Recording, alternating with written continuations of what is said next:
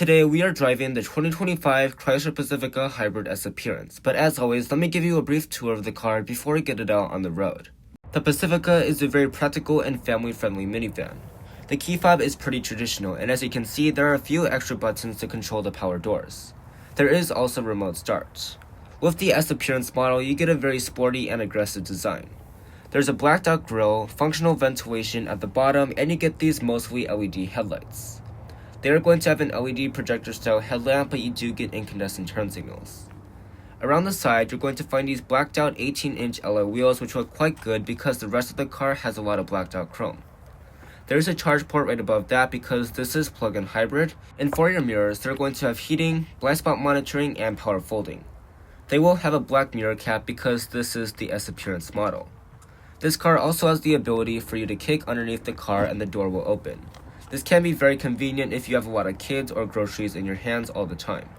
Of course, you can also use the key fob or the button on the inside to close them up. Taking a look at the side profile, there's not a lot going on here, and it does have a pretty traditional minivan shape. You get the same wheel and tire setup for all four corners, so the tire isn't going to be wider or anything like that, and there will be some more blacked out chrome. Moving on to the rear, this is actually a little bit more exciting than your traditional minivan. There's a white bar that goes all the way across the back, and all of your badges are going to be blacked out. Opening up the trunk, you're going to find that there's plenty of space. On the Pinnacle model, which is the top trim, the third row seats are going to be able to power fold. There is no stow and go for this hybrid model. As a maximum, there will be 141 cubic feet of space, which is very impressive. One disappointment though, there is no extra cubby in the back like some other competitors. There are a few hooks, however, which is quite nice. To close up the trunk, you're just going to push the button and run out of the way. Now let's go ahead and take a look at the rear seats because this is very important for a minivan. Of course, there are power doors and there is a little button on the door handle to open up the doors. The second row has a lot of features going on. You get these very comfortable seats because you don't have the stow and go, and getting inside is super easy because this is only 5 inches off the ground. As you can see, there is plenty of legroom and there's a lot of headroom, a seat back pocket, 2 bag hooks, and there's also some USB-C ports, an HDMI outlet, an aux jack, and there's also a rear entertainment screen. This has Amazon Fire TV software, so hopefully it will be a little bit more familiar for your kids. There is also a panoramic sunroof to let in all of that natural light and a third zone of climate control. In the third row, there is plenty of space, sunshades, cup holders, an armrest, and some storage space. Additionally, you get a USB port on each side and vents. Overall, the rear seats of the Pacifica are quite nice. There's tons of space and the seats are very comfortable. I can see why people love taking these cars on road trips, but let's go ahead and take a look at the front. Getting into the front, of course, is going to be quite easy. The door panel is made of mostly plastic, but there's a ton of storage space and a Harman Kardon speaker. These seats are going to be even more comfortable. They'll be 12-way power adjusting, heated, and ventilated. There's also some S branding for this S Appearance model. Let's go ahead and power it on.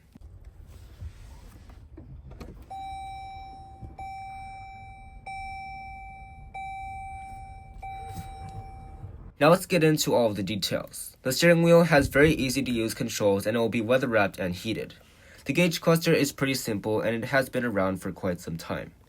The main infotainment system is very simple and responsive. This is running the latest Uconnect 5 software and has built-in navigation, wireless Apple CarPlay, and Android Auto. There's also a fam cam so you can spy on the kids from the front seats. There are a lot of apps and controls, but Chrysler has made it very easy to use, which is very important. The climate controls are also controlled in here, but you can use the physical buttons if you want. You will have to go into the infotainment system to control the heated steering wheel and the heated and ventilated seats. The buttons are going to be in matte black plastic and there is gloss black surrounding it. The shifter is going to be made of real metal. It is very easy to use, and when you go into reverse, you'll find a 360-degree backup camera and multiple different angles. This shifter is very nice and easy to use, and I'm glad that they still have it. There's also a wireless phone charger, 2 cup holders, a little bit of storage space in the center console, and there is a center pass-through in case you need to store more items. Up top, there is going to be a standard rear view mirror. But now let's go ahead and see how this Pacifica drives on the road. Alright, we are on the road in the new Pacifica Hybrid. This is one of the best minivans you can buy in my opinion for a lot of different reasons. The first reason is the plug-in hybrid powertrain. This has a 3.6-liter Pentastar V6 paired with 2 electric motors. That makes 260 horsepower and 236 pound-feet of torque. All of that is mated to an eCVT transmission. You can go 32 miles on just electric range, which is pretty awesome. Combine that with a full tank of gas, you have 520 miles to work with. That is going to be a game changer for road trips. But this powertrain is also excellent for city driving. If your kid's school is 10 miles away from your house, you can actually go there and back without using a drop of gas. You can do that so that you can save the gas for when you actually need it. The gas motor can replenish the electric battery if you don't have time to plug in and you really need to use the electric battery a little bit later. There's also gas-only mode if that's what you really want. With gas-only mode, you will get 30 miles per gallon, but in hybrid mode, you can get up to 82 miles per gallon. That is very impressive, especially for a V6 powered minivan. But now let's go ahead and talk about the ride quality because that is going to be important for a road trip in this minivan. The ride quality is absolutely amazing. This car is so smooth and it soaks up all of the bumps like it is nothing. I am very impressed by this because this car doesn't use anything fancy like an adaptive damper or an air suspension to improve the ride quality. All it has is 18-inch alloy wheels and a standard minivan suspension. Road trips in this car should be quite enjoyable, especially because of the rear entertainment, the comfortable seats, and of course the smooth ride quality. As far as braking performance is concerned, that is going to be pretty good in this Pacifica. The brake pedal feel may not be your favorite because it is a little bit squishy like in most other hybrids, but the braking performance is pretty good. They will stop this car in a reasonably short distance. This car isn't the heaviest, but you can feel a little bit of the weight under heavy braking. But now let's go ahead and take this Pacifica out on the highway and see how it performs there. We aren't going to get a real acceleration test in this car because there is a lot of traffic, but we will be able to hear the gas engine come on just a little bit on this on-ramp. The CVT feels like a CVT. It's really smooth, but it doesn't make any unpleasant noises. The V6 is also very quiet, which is pretty surprising. In the Toyota Sienna, the 4-cylinder and the CVT don't make a good pair because they're pretty noisy and they sound very unpleasant. That is not the case for the Pacifica. It just smoothly gets you up to speed without making any unpleasant noises. That is very nice because I usually don't like the sound of CVTs. One more thing to keep in mind with this Pacifica hybrid is that you'll be spending most of your time driving this car in EV mode. We are in the hybrid drive mode right now, which should make it transition between gas and electric, but it was only in electric mode for most of this drive. Only when we went under hard acceleration did it turn on the gas motor, and you most likely will not feel the gas engine turn on. That is how smooth this car is. The only giveaway is you can hear it turn on, and it is the faintest noise in the background. It is just crazy that this is how smooth the car can get. This is really smooth, and it is very enjoyable to drive. I am starting to understand now why more parents are buying this. It is really smooth, it's very easy to drive, and it's very practical, of course, because this is, after all, a minivan. Now that we are up to speed, let's go ahead and talk about the wind noise and the tire noise. Thankfully, there is no distinct tire noise entering the cabin. I could not hear any when we were driving the car, so that is pretty good news. There is a good amount of wind noise entering the cabin, which isn't the most appealing thing for a minivan, but it isn't so loud that I would have to shout to reach the rear passengers. I would just be raising my voice, especially if I wanted to talk to the people in the third row.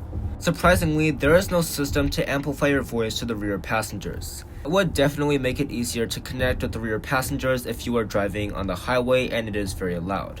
It isn't hard to talk to your rear passengers because you just have to raise your voice a little bit, but your kids will have no excuse for not hearing you if you had this system. This is a feature that every other minivan offers and the Pacifica does not have it. At least you have van cam to spy on the kids. As far as driving assistance features, you get all of the standard ones. You get adaptive cruise control, auto high beams, lane keeping assist, and pre-collision systems. There isn't any hands-free driving, which is not expected from a minivan. Now taking the off-ramp, you can easily make maneuvers by accelerating quickly and the brakes feel solid like I mentioned earlier. I have no complaints about the visibility in this car. The windows are nice and large, and you also get blind spot monitoring and rear cross traffic. For forward visibility, you cannot see the hood at all because it is steeply downturned, which is very nice. Acceleration in this Pacifica hybrid is pretty brisk. Expect 0 to 60 in 7.7 seconds, which isn't amazing, but it's not going to be too much worse than the gas Pacifica. Now let's talk about the pricing and the competition. This car starts at $57,000, and the way we have this one option today, it is $62,000. You can get quite a few options, especially for the rear seat passengers. For competition, this car competes with the Kia Carnival, the Honda Odyssey, and the Toyota Sienna. The Odyssey does not offer a hybrid powertrain, but the Carnival and the Sienna both have hybrids. Like I mentioned earlier in the video, this is the only plug-in hybrid model, so if you want a plug-in hybrid minivan, you're gonna have to get this. But that may not be such a bad thing, because this is an absolutely amazing option. You get a lot of practicality, you get 32 miles of electric range, and the infotainment system is snappy and easy to use. But I would like to know what you guys think. Would you get the Toyota Sienna, would you get this, the Kia Carnival, or the Honda Odyssey? Be sure to leave your comments in the comment section down below. In conclusion, this car is absolutely amazing. You can get a more luxurious interior on the Pinnacle model, but of course that's going to raise your price a little bit. There are a lot of great features that you get with this car. There is an available vacuum, you also get stow and go on the gas models, and you can get all-wheel drive on the gas models, which is pretty nice. What do you guys think of this Pacifica? Would you buy it? Would you avoid it? Be sure to leave your comments in the comment section down below. Thank you guys so much for watching, and I'll see you in the next one.